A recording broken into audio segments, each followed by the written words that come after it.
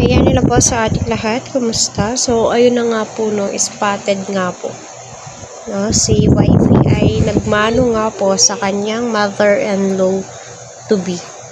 So, marami nga po ang nasisiyahan dahil nga po, kita naman po natin kung gaano karespetado itong si Fiancé, kung paano po niya lapitan si Mami Ellen. Kung ako ang nasa katayuan po ni Fiancé, syempre andoon po yung kaba, nahihiya po tayo dahil nga alam nyo naman, di po natin alam kung ano po yung ugali, pero pansin naman po natin 100% na si Mami Ellen ay mabait, dahil nga po unang-una sa lahat, kita naman po natin sa Ate Edna pa lang ay napakabait na po, lalong-lalo na po sa kanilang mga nasasakupan. So nakakatuwang isipin and pagmasdan na tignan nyo naman po na paano po si Fiancé, aside po doon, andyan po ang kanyang pinsan to be na itong si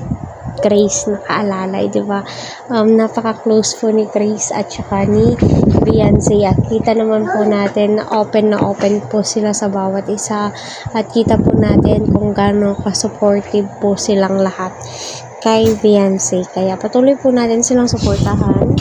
Huwag po natin skip ang kanilang ads para sa ganun nga po ay marami pa pong kababayan po natin ang kanilang matulungan and syempre ang kanilang malingap, diba? Kasi alam nyo naman po sa hirap ng buhay po ngayon, ay naku, kailangan po talaga na magtulungan yung bawat isa. Aside po nga doon, kita naman po natin na medyo mailap po si Mami Ellen sa camera, pero at least kita naman po natin na lumapit po talaga si Fiancé at nagmano, diba? So siguro kung napanood yun ni Edo ay tuwang-tuwa po siya.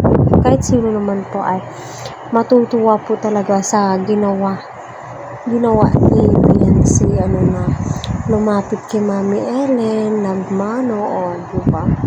Mapapasana all na lang po tayo sa kabaitan ni Fiancé. Kita naman po natin napakamasunurin po nito, diba?